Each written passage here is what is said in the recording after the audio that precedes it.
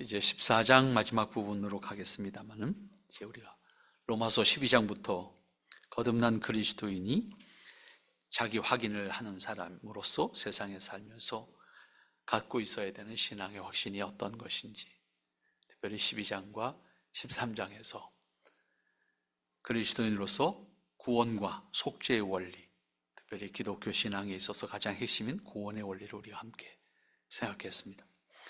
14장에 오면서 좀 더 실제적인 거듭난 사람으로서 이 땅에서 가지고 있어야 되는, 그리고 동시에 이 땅에서 우리 안에 만들어가야 하는 나의 모습이 어떠한 것이어야 하는지, 그런 측면에서 우리 내면에서 갖춰야 될 신앙인격적 요소가 어떠한 것인지를 교훈하고 있고, 그 다음엔 좀 더 자연스럽게 다른 사람들과의 관계 속에서 거듭난 사람으로서 어떻게 우리의 입장을 취할 것인지, 이것에 대한 교훈을 하고 있습니다.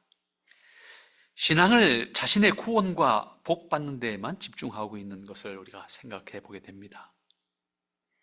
그것이 어쩌면 우리의 현실이기 때문에 14장 말씀은 단지 도덕적인 차원의 교훈으로 생각하기 쉽다는 우려가 있습니다.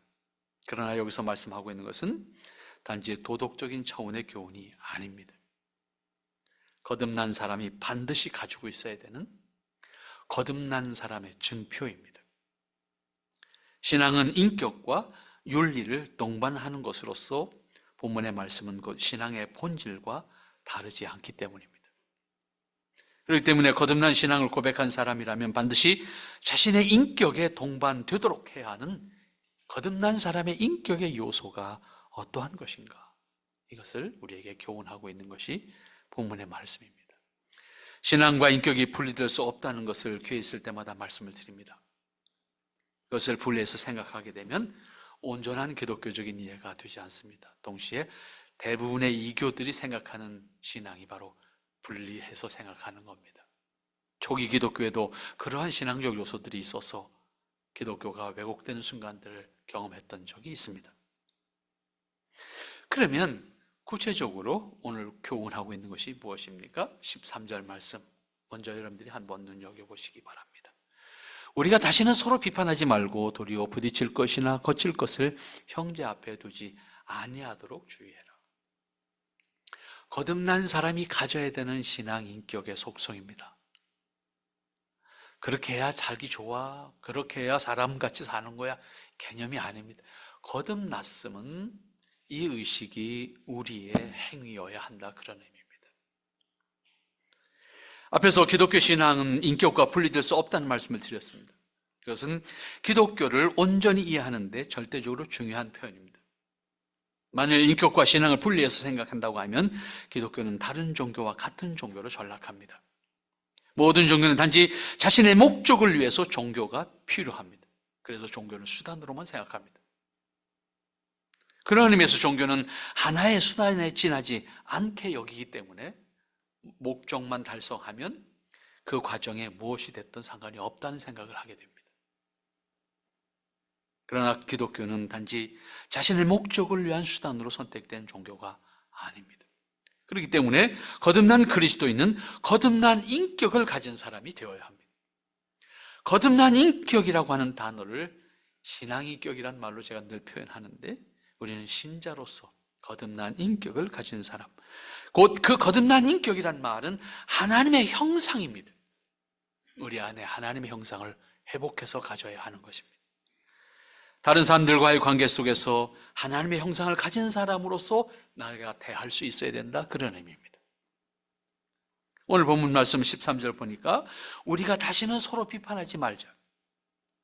거듭난 사람이 다른 사람을 대할 때 가장 기본적인 자세는 비판하지 않는 겁니다. 여기에는 고려해야 될 것이 포함되어 있지만 기본적으로 다른 사람을 비판하지 않는 것은 거듭난 사람이 가져야 되는 가장 중요한 요소입니다.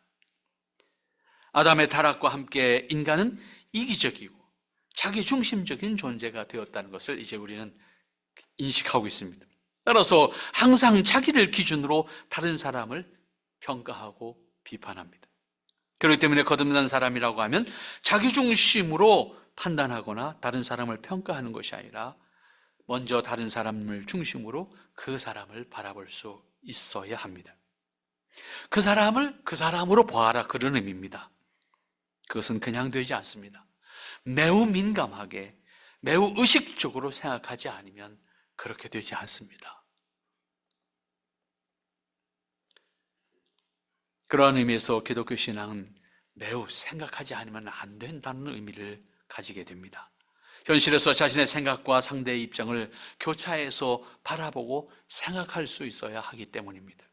이때 자기를 볼 수 있는 사람은 다른 사람을 비판하지 않게 됩니다.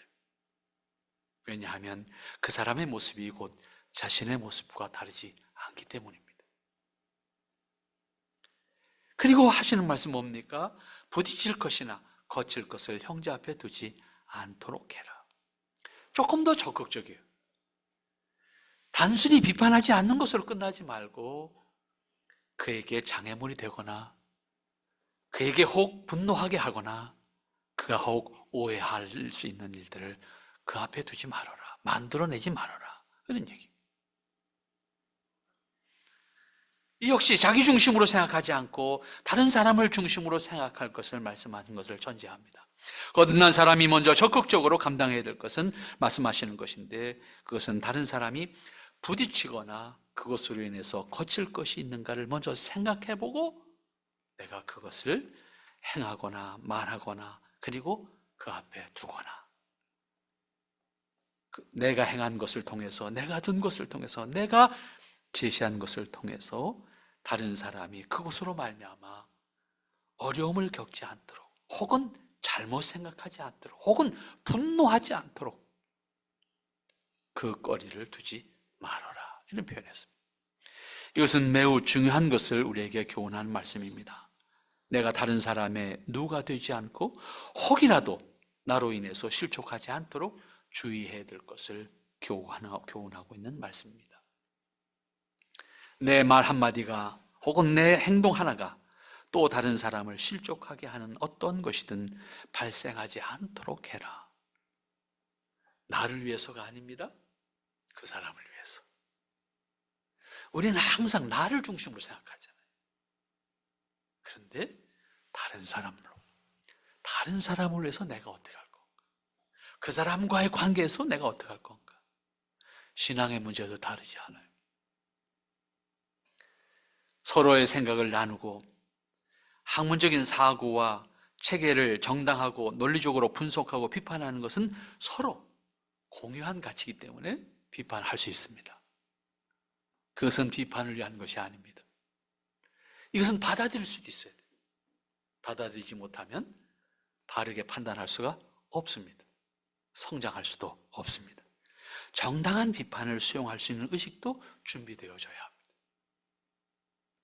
그렇지 않으면 비판한 사람은 나쁜 사람이 되고 비판받는 사람은 억울한 사람이 됩니다. 결국 모두에게 아픔이 되고 맙니다. 그러나 학문적인 혹은 문학적인 사회적인 비판은 그런 의미에서 나은 모습으로 변하기 위한 공통의 가치를 추구하는 과정이기 때문에 이것을 하지 말아라, 그런 얘기가 아닙니다. 개인과 개인 그리고 사회와 사회의 관계 속에서도 항상 먼저 그것으로 인해서 다른 사람이 어떠한 상황에 처하게 될는지. 여러분, 이런 생각을 한다고 하면 누가 전쟁을 일으킬 수 있겠습니까? 누가 주먹질을 먼저 할 수 있겠습니까?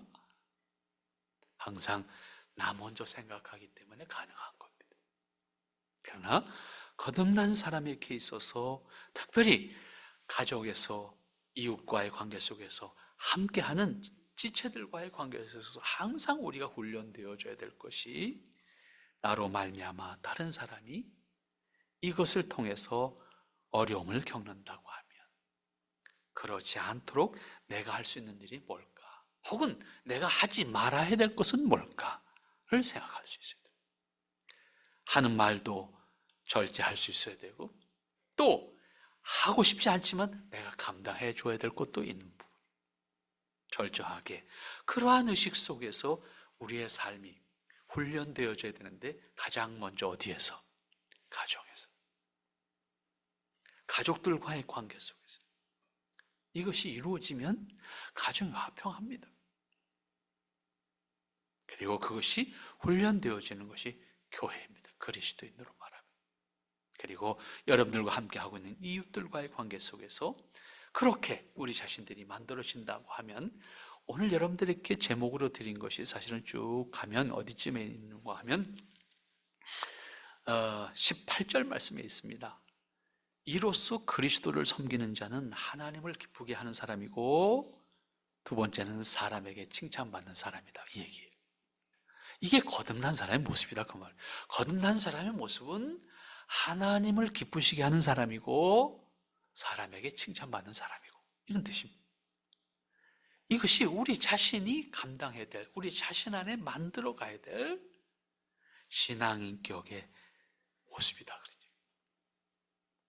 그런 의미에서 우리의 이러한 모습과 신앙을 분리해서는 안 된다.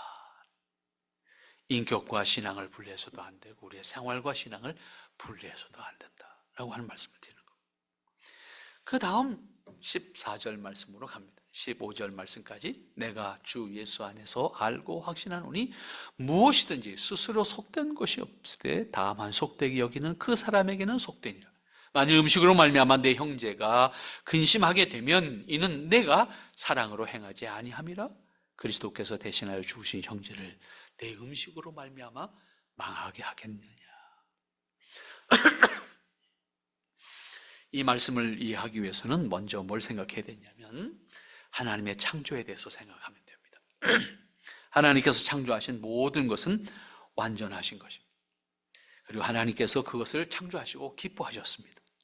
그것은 만물을 창조하시고 그 창조하신 것에 대해서 만족하셨다는 의미입니다. 만족하셨다는 말은 하나님의 뜻대로 지어졌고 하나님의 생각하신 대로 아름답게 지어졌고 선하게 지어졌고 하나님의 뜻을 온전히 드러냈다라고 하는 뜻입니다. 창조하신 것에 대해서 만족하셨다고 하는 것인데, 그것은 창조하신 것들이 모두 완전하게 지어졌다라고 하는 의미도 됩니다.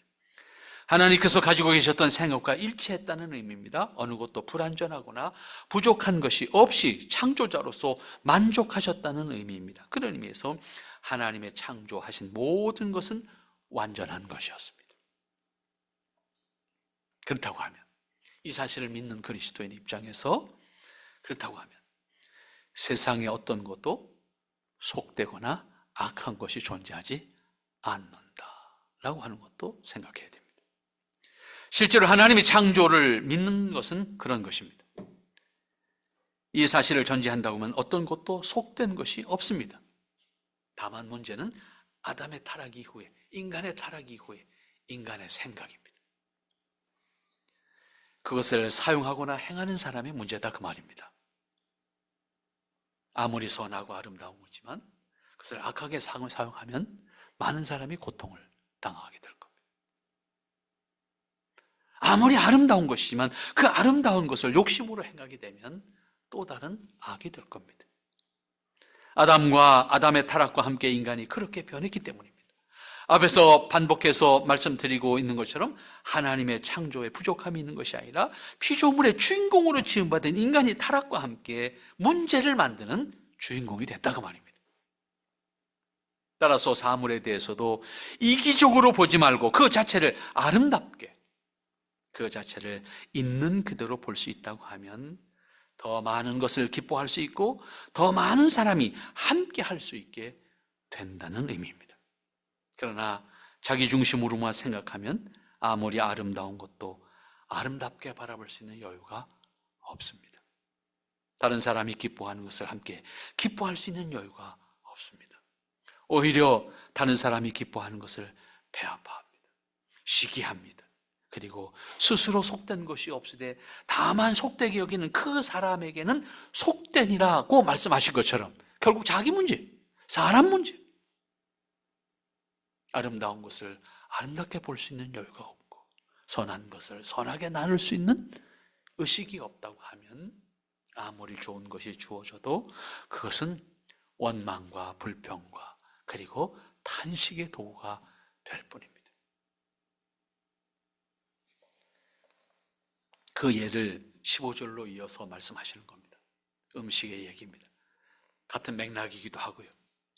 만일 음식으로 말미암아 내 형제가 근심하게 되면 이는 내가 사랑으로 행하지 않았기 때문이지 음식이 악했기 때문이 아니다 그 말.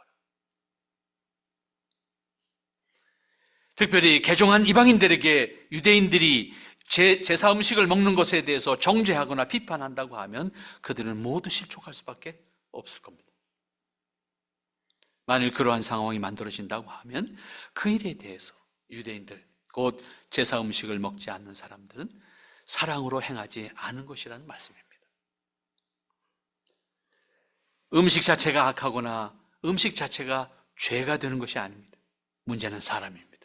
사람이 자기 중심으로 의미를 부여하고 판단하는 것이 문제입니다. 음식 자체가 죄와 부정한 것이 아니라고 하면 그것을 선하고 덕과 교양 있는 모습으로 대할 수 있어야 할 것인데 그렇지 못하게 되면 음식으로 인해서 싸움이 일어나는 것이고 음식으로 인해서 종교적인 정죄가 일어나는 것이고 그리고 그것으로 인해서 갈등이 심화되면 전쟁도 하게 되는 거죠.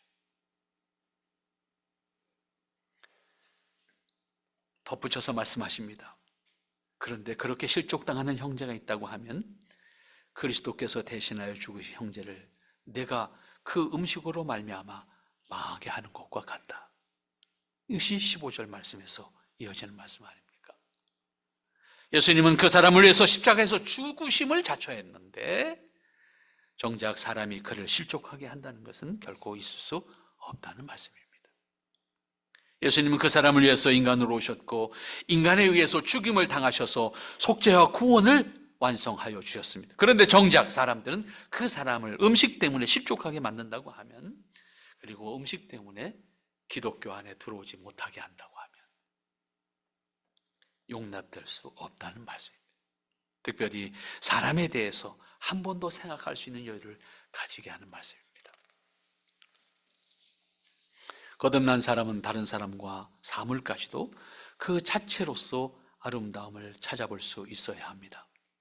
특별히 사람에 대해서는 더 그렇습니다. 그 사람을 그대로 보아줄 수 있는 여유. 비판하고 정죄하지 말고 그 사람을 그대로 봐주고 그대로 기다려줄 수 있는 스스로 깨우쳐서 하나님 앞에 설 수 있기를 기다려줄 수 있는 내가 사랑하는 마음으로 보기 때문에 내가 기르는 내가 낳은 아이가 예쁜 것처럼 다른 사람의 아이도 그렇게 보아줄 수 있는 마음의 여유 그것을 모두 공유할 수 있다고 하면 모두가 기다릴 수 있는 모두가 그를 위해서 함께 애써 기도할 수 있는 마음이 생길 겁니다. 그러나 그렇지 않고 걔는 왜 그래?부터 시작하게 되면 그 이야기를 듣는 부모의 마음이 힘들어지기 시작하죠. 그대로 봐주세요. 어른도 마찬가지입니다. 그대로 그 사람의 사정이 있고 그 사람의 환경이 있고 그 사람의 배경이 있고 그 사람의 성장해온 모습이 있고 그것을 하루아침에 떨쳐버릴 수 없습니다. 그러나 거듭난 사람으로 열심히 살아가려고 노력하는 것 자체를 응원할 수 있으면 그를 위해서 기도하는 가운데 그 하나님 앞에 서는 것을 함께 기뻐할 수 있는 마음으로 기꺼이 함께 할 수 있다고 하면 언젠가 함께 감격할 수 있는 그날이 주어지지 않겠습니까? 마찬가지로 세상에 우리에게 허락되어진 우리로 하여금 누리면서 살아가도록 허락되어진 사물도 마찬가지입니다. 우리가 어떻게 보느냐에 따라서 그것이 아름답습니다. 그러나 관심이 없으면 아무리 아름다운 것도 보이지를 않습니다. 없는 게 아니라 눈에 보이질 않습니다. 제가 몇 주 전에 오후 시간에 숙제를 하나 내드렸어요. 딱 2분 답을 하시고 한 분은 동의를 올렸고 제 기억엔 3분 정도 답을 하신 것 같은데 아주 흔한 풀이에요. 그런데 관심을 가지고 보면 참 예뻐요. 그런데 평소에 그렇게 흔한 풀이 안 보입니다. 들어오지를 않습니다. 우리의 의식입니다. 거듭난 사람으로서 내가 어떠한 마음으로 저 사람을 보아야 될까? 내게 주어진 환경을 어떻게 바라볼 것인가? 그 의식이 우리 안에 준비되는 것만큼 여유롭습니다. 그 의식이 준비되는 것만큼 보이는 것이 많아집니다. 그리고 다른 사람에 대해서 배려할 수 있는 마음이 생깁니다. 기다릴 수 있는 마음이 생깁니다. 무관심인 듯 기다려주는 것. 자꾸 앞에 가서 이야기하면 피곤해져요. 나를 뭔가 도와주는 것 같은데 신경이 자꾸 쓰여집니다, 사실은. 모르는 척 기다려주는 겁니다. 깨우쳐서 돌이키는 순간 용기를 주는 겁니다. 우리에게는 좀 그런 것들이 우리 인간 세상이 좀 필요한 것 같습니다. 그런데 그것이 제 요구가 아니라 하나님이 가르쳐준 거듭난 사람의 모습입니다. 오늘 마지막으로 보게 되는 16절 말씀. 그러므로 너희의 선한 것이 비방받지 않게 해라. 그랬습니다. 내가 옳아. 내가 생각하는 게 맞아. 선한 거야. 넌 틀린 거야. 넌 악한 거야. 그래서 내가 선한 것으로 인정받을 수 있을까라고 하는 거야. 모두 옳기 때문에 존경받는 것이 아니라는 사실을 우리는 너무나도 많이 경험합니다.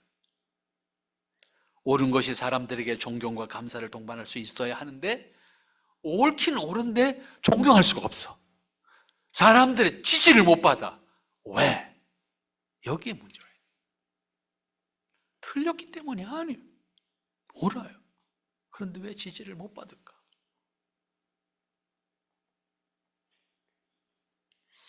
신앙이 다르지 않아요. 우리의 신앙인격이 그런 것이어야 돼요. 오늘 한국교회가 사회로부터 존경을 받지 못하는 것처럼 보이는 경우도 같은 경우입니다. 틀렸기 때문에 단순히 아니에요. 비록 교회가 완전하지 않지만 그렇다고 모든 경우가 틀린 것도 아니고 잘못된 것도 아닙니다. 그런데 왜 존경을 받지 못할까? 옳은 것만큼 존경을 받을 수 있는 것이 우리에게 먼저 준비되어지지 않으면 안 된다는 겁니다. 굳이 옳다고 크게 말하지 않더라도 세상이 교회를 보고 인정할 수 있는 교회의 모습이 되어야 된다, 그 말입니다. 그리스도인이 뭐라고 한 말 안 해도 그래, 교회 다니는 사람은 괜찮아 라고 말할 수 있는 사람이 되어야 된다, 그 말이에요. 신뢰를 받을 수 있는 사람, 신뢰 받을 수 있는 교회 모습이 먼저 만들어져야 된다는 겁니다. 교회가 옳다는 것을 인정할 수 있을 만큼 신뢰와 존경을 받을 수 있도록 평소에 우리의 신앙 인격이 그리고 교회의 모습이 항상 사람들 곁에 있어야 되는 것이고, 그러기 위해서는 신실하고 겸손하고 다른 사람을 먼저 생각하는 그리스도인의 모습이 되어야 합니다. 세상이 그리스도인을 볼 때 그렇게 신뢰할 수 있는 모습을 먼저 갖추고 있어야 된다라고 하는 말씀입니다. 그러므로 너희 선한 것이 비방을 받지 않게 하라는 한마디로 말한다고 하면 말거리, 조롱거리, 그리고 뭐랄까요? 놀림거리가 되지 않도록 우리 스스로를 항상 간직하고 만들어가야 된다는 말씀입니다. 거듭난 사람들에 대해서 나쁜 의미의 말이 담긴 소문이 나지 않도록 하라는 말씀입니다. 그러기 위해서는 앞에서 말씀드린 것처럼 평소에 세상 사람들로부터 인정받을 수 있는 신뢰의 관계를 만들어야 하고, 사회적 관계에 있는 사람들이 아니더라도 넓은 의미에서는 크리스천에 대한 인식이 선하게 그리고 형성되도록 우리 모든 그리스도인들이 자신을 하나님의 자녀로 온전한 사람이 되도록 우리 스스로를 만들어가는 작업을 해야 됩니다.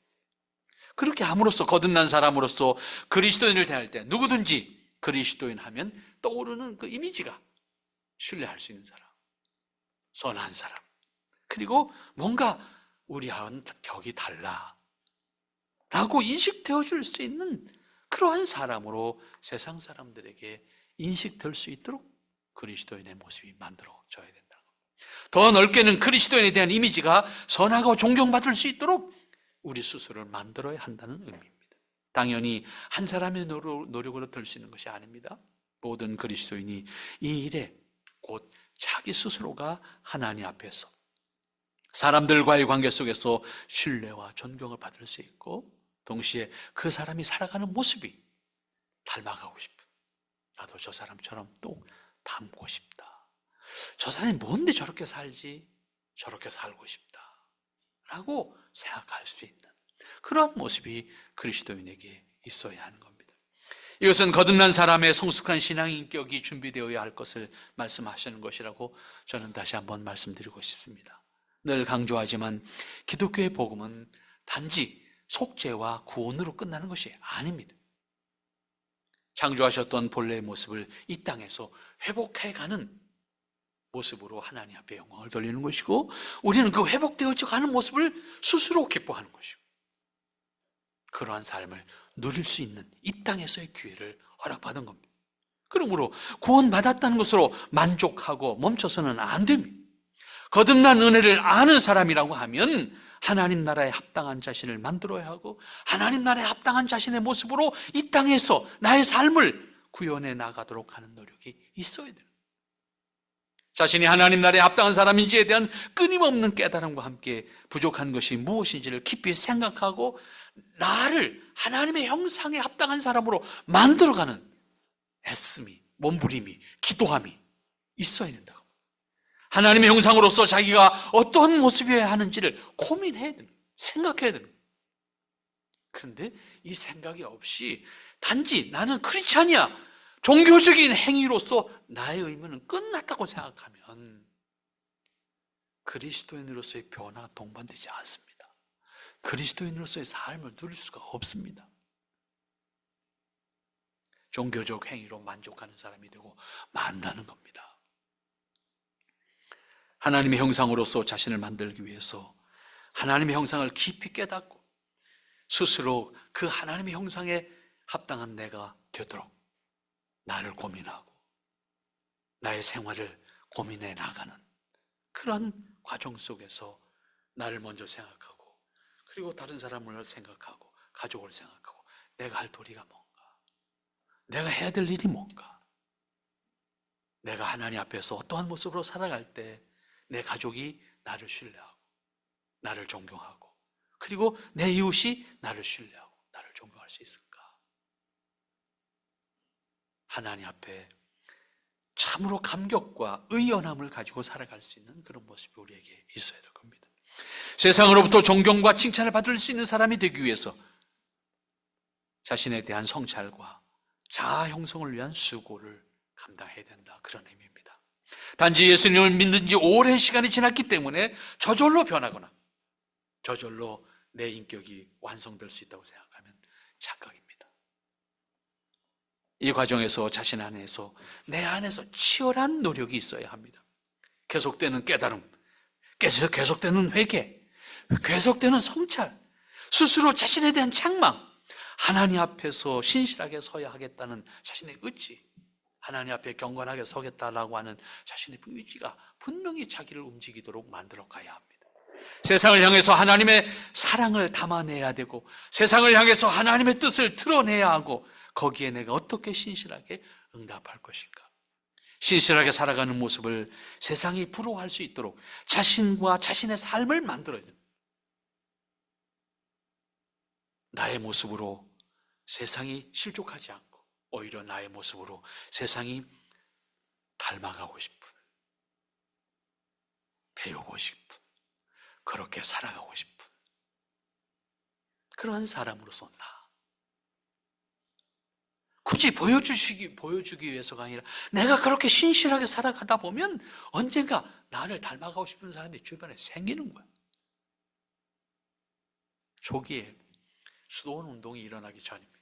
사실 수도원 운동이 교회에 제도적으로 만들어진 게 아닙니다.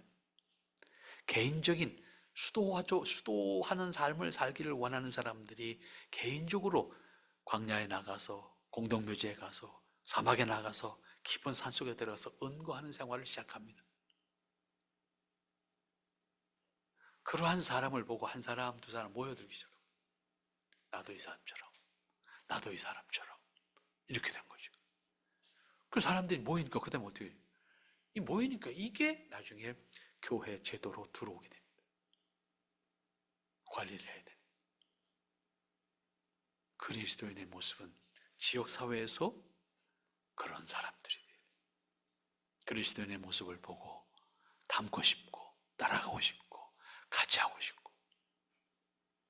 실제로 초기에 기독교인들이 이방인들이 유대인 사회에 들어오고 싶어 했던 건 다른 거 아니에요. 유대인들의 삶이 이방인들에게서는 부러움의 대상이었어요. 야, 나도 저 사람 좀 살아보면 참 좋겠다. 그래서 왕창 들어오니까 그때 유대인들이 거부감이 생기는 거예요. 그래서 막기 시작한 거예요. 이 상황에 대해서 바울이 말하는 거예요. 세상이 거듭난 사람의 모습을 닮고 싶게 우리 스스로를 만들어 가야 된다. 그런 의미입니다.